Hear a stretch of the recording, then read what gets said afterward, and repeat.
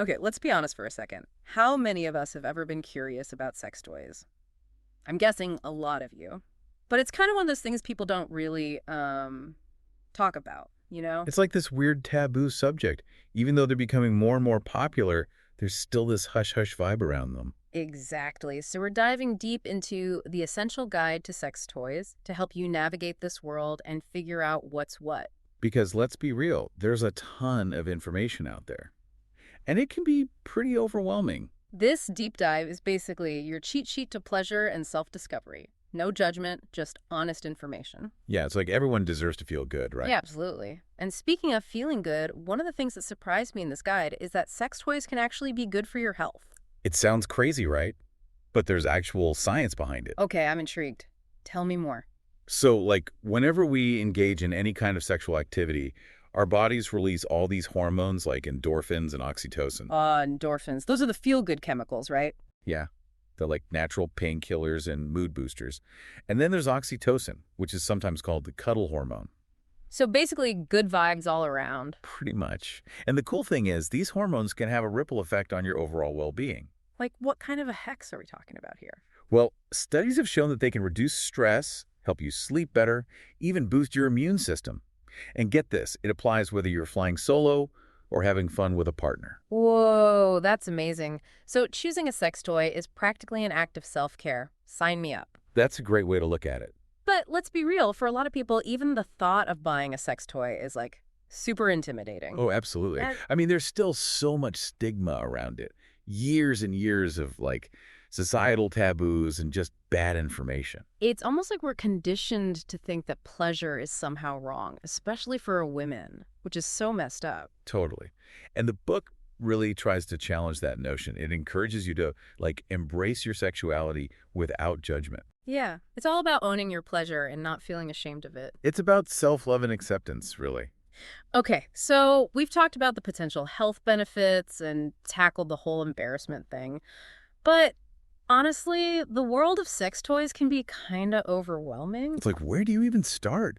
There's so many different types and shapes and sizes. It's a lot. That's where this guide comes in handy. It breaks down all the different categories like vibrators, dildos, massagers, and explains what they're for. And it gets pretty specific, which I appreciate. Oh, I bet. Like, it even talks about the materials used in sex toys, which is super important. Speaking of materials, I saw something in the book about toxic vibrators.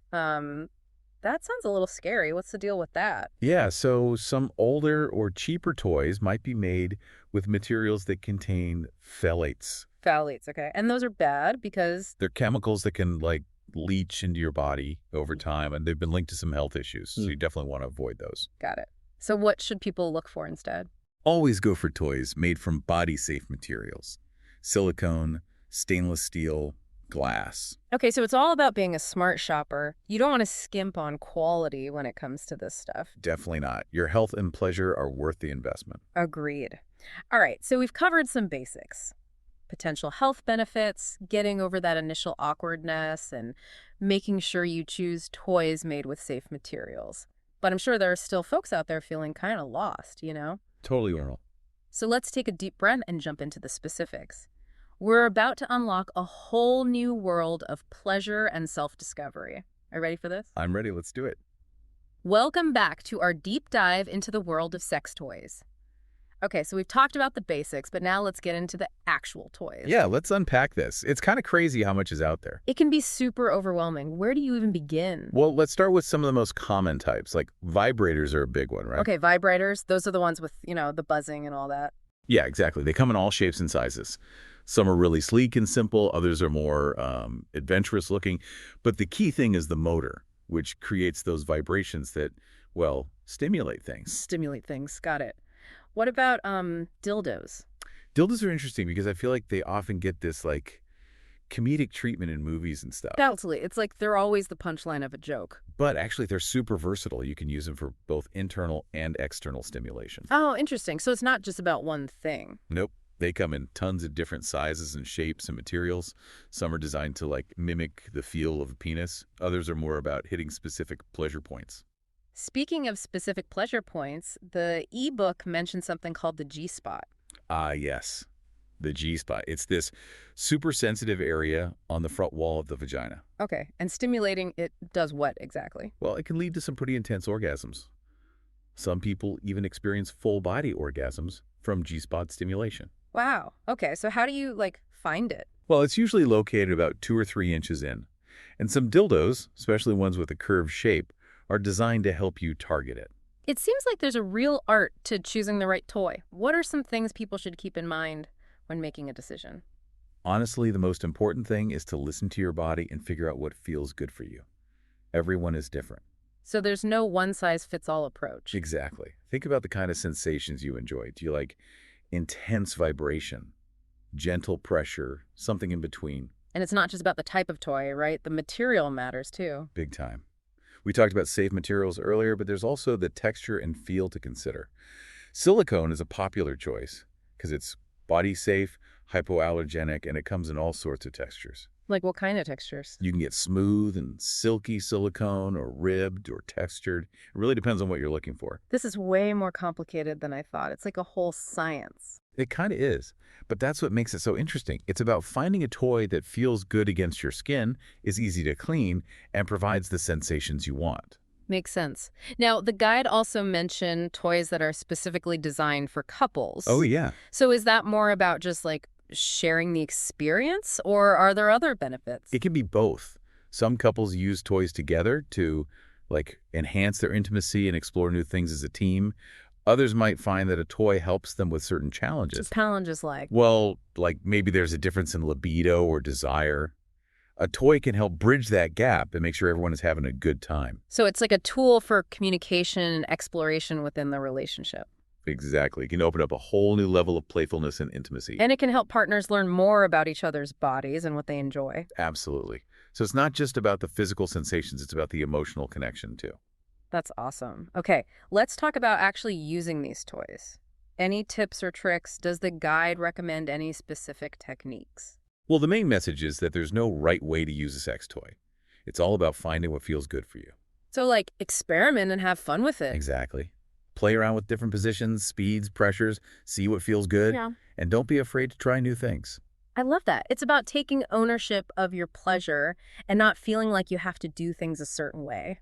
Exactly. And the guide does offer some tips on things like using lube, exploring different erogenous zones. Erogenous zones. Yeah. Fancy. Okay, so what about the cleaning part? That's not really something people talk about openly. Yeah, it can be kind of awkward, but hygiene is super important. Makes sense. So any tips for keeping things clean? Most silicone toys are waterproof, so you can just wash them with soap and water. Ah. You can even boil them for a deeper clean. Okay, good to know. What about other materials? Always follow the manufacturer's instructions Mm-hmm. and never, ever share toys without cleaning them properly. Yeah. Like, ever. Got it. So let's say someone's feeling brave and ready to buy their first toy. Any advice on navigating the world of online shops or adult stores? Do your research. Read reviews, check out customer testimonials, and don't be afraid to ask questions. Yeah, it's like buying anything else online. You want to make sure you're getting a quality product. But what if someone's nervous about going into an actual adult store? I get it. It can be intimidating. But honestly, most adult stores have really helpful staff who are there to answer your questions. They've seen it all, and they're not there to judge. It's about finding a space where you feel comfortable and supported. And it's about, like, changing the narrative in your head. It's not about being ashamed. It's about taking control of your pleasure. It's about empowerment. Hmm. And sometimes stepping outside of your comfort zone can be really rewarding. Love that. Okay, we've covered a lot of ground here, but there's still so much more to talk about. In the final part of our deep dive, we'll explore the emotional and relational side of using sex toys and how they can impact your relationships and self-love. Welcome back to our deep dive. So we've talked about, like, the nuts and bolts of sex toys, but I want to talk about something else now.